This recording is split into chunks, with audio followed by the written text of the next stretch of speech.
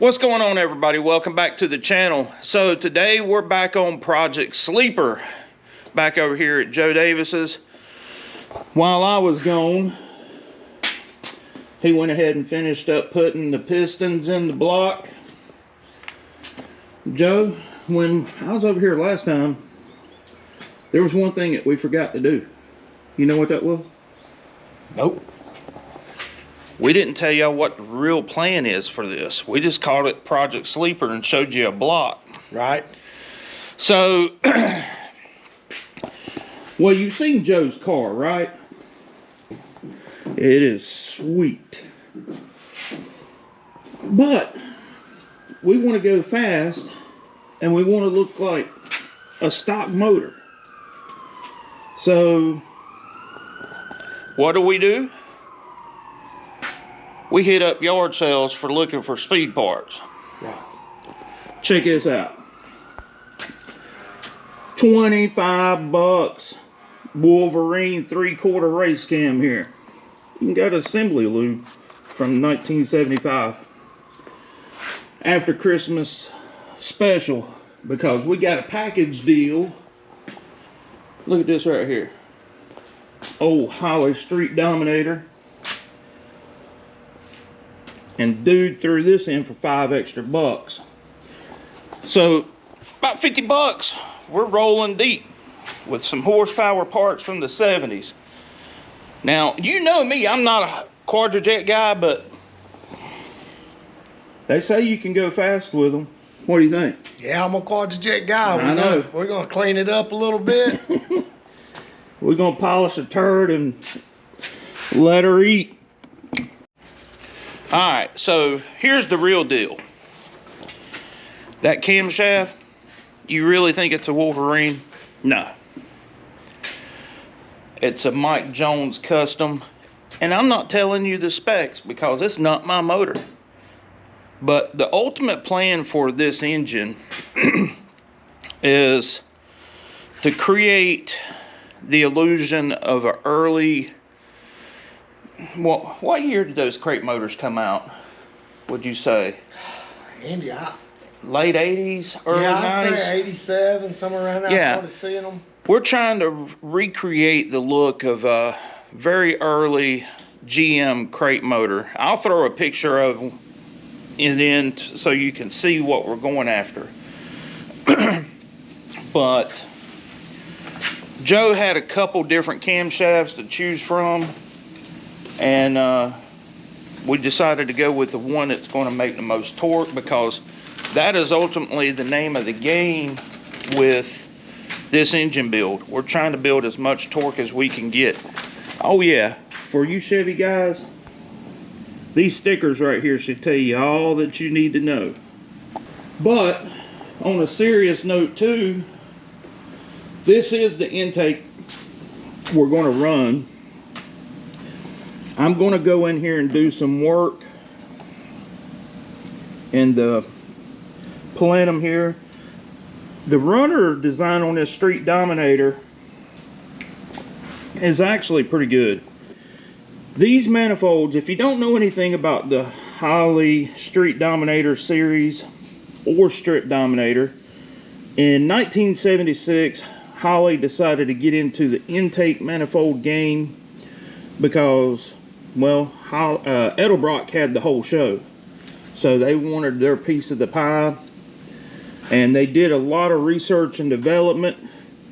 I know that Herb McCandless helped develop the Strip Dominator for the W2 Mopar program, and then that was later transferred to a small block Chevy, but he did a lot of drag testing in 76 to do that.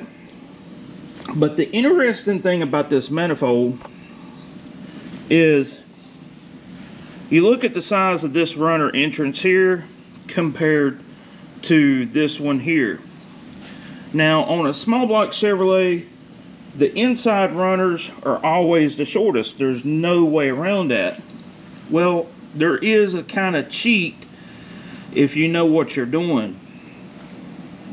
By making this port entrance smaller having smaller cross-sectional area, it makes the runner appear longer to the motor. Okay, so which is a good thing.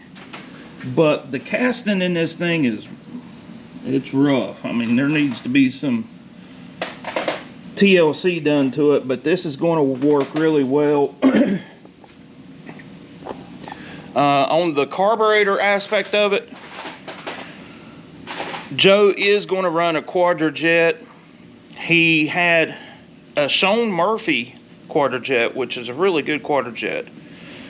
And anyways, he decided to send that carburetor off to one of the leading experts in Quadrajets. What's his name? Dean Oliver. Dean Oliver. So if you go to the Class Racer forums and all of this and that, you will see that name consistently pop up. And if you're a fast guy and you're using a Quadrajet, chances are you're running one of his carburetors. Like I said, I'm not a Quadrajet guy, so this is going to be kind of fun for me because, well, I'm getting out of my element some. And then the ultimate end goal is we're actually going to put this on the engine dyno so that you, the viewer, gets to see how that Wolverine Blue Racer 3/4 race cam performs. Yeah, I mean, at $25 you can't beat it. But we're going to run it on the engine dyno, do a lot of different types of testing you've never seen on YouTube. I promise you that. We're getting ready to start working on this thing, and Joe wanted to point something out. And if you're a Chevrolet person and you're just getting into doing your first motor build, this is something that you really need to pay attention to. What is it that you was going to say? So on your rear main cap bolt, it's going to hold your oil pump. Yeah. Real important that you measure this bolt on your cap and your oil pump for depth. Right. If you just pick up a bolt, don't pay good attention. If it's too long, what it's going to do, it's going to run through your main cap and damage your rear bearing here. So it's always important you check the depth of this bolt on your main so that you don't have too long a bolt, which is going to damage your main bearing. Yeah. Ask me how I know. You been there, done the Churfy t-shirt and all that? Yes, sir. Got it. Got the oil pump torqued down. I was looking at this Moroso. This is a Moroso pump, but I like the little bolt-on tab there to keep that from coming out. One thing you will notice that we do is every time we torque something, we put a dot on it. Because if you're like me, this guy right here, I'll put something together and then an hour later I'm asking myself, did I tighten that bolt up? Yeah. And so I always put a dot on it with a paint marker and let us know that it's good to go. All right, so where we're at now is we just finished degreeing the camshaft in, and it came out exactly where we wanted it. We also decided to make sure that the balancer, the degree, the timing pointer is going to be perfectly in line because he does have an adjustable timing pointer here. So we mocked all that up, and the reason why I didn't show that stuff is because, well, there's 40 million videos on YouTube showing how to degree a camshaft and all that. This is what we have. We pretty much have an assembled short block. The camshaft is in it. Timing chain set up is good to go. While we were at the flea market or yard sale, picked up these nice aluminum heads here. Yeah, these are actually off of his old motor. You can see what they are. But since we're going for the stealth look, what do you do to the front of the cylinder head? Fill it in with some epoxy. Joe's going to sand that down. These are what, 195s? Yeah. Yeah. These heads make some serious power. Right there's the lifters. Got to get those put in. But we're pretty much done with this for today. One thing I do want to touch on. Joe did pick up the head gaskets, and we decided to go with a 27 thousandth stick because the piston, let's see, how far was it down in the hole? I've done forgot. What, 6 thousandths? 6 to 7, yeah. That'll give us tighter quench, give us a true 10.5 to 1 compression ratio when you take in consideration of crevice volume. The one thing most people do not talk about when figuring calculations on compression ratio is crevice volume. And what that is the amount of volume around the circumference of the piston down to the top ring. And also, if you're using a larger bore head gasket than the bore that you're running on, that will give you additional cc's that's not calculated, and you end up slightly lower compression than what you think. The complete breakdown of this starts out with a 400 small block Chevy block, 2-bolt. It is filled with a scat crankshaft and scat I-beam rods with ARP bolts, Wiseco pistons that are flat top. That's going to give a true 10.5 to 1 compression ratio.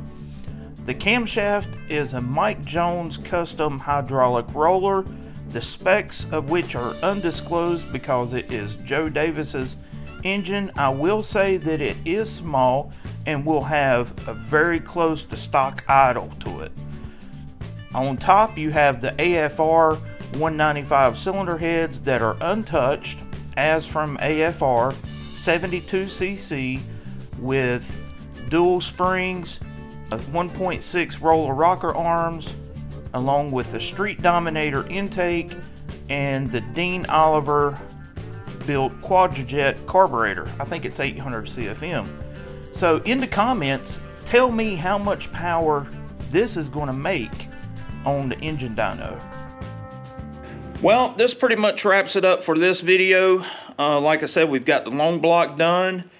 We're actually going to put head studs in this motor because the block issues that was in the first video, we're trying to alleviate that and think of having even pulling on a stud versus a bolt. I think that's going to help us. Yep. But yeah, I can't wait to see this engine on the dyno. Like I said, we're going to be doing some testing that's never been seen on YouTube or anywhere else as far as I'm aware of. Let me put it to you that way.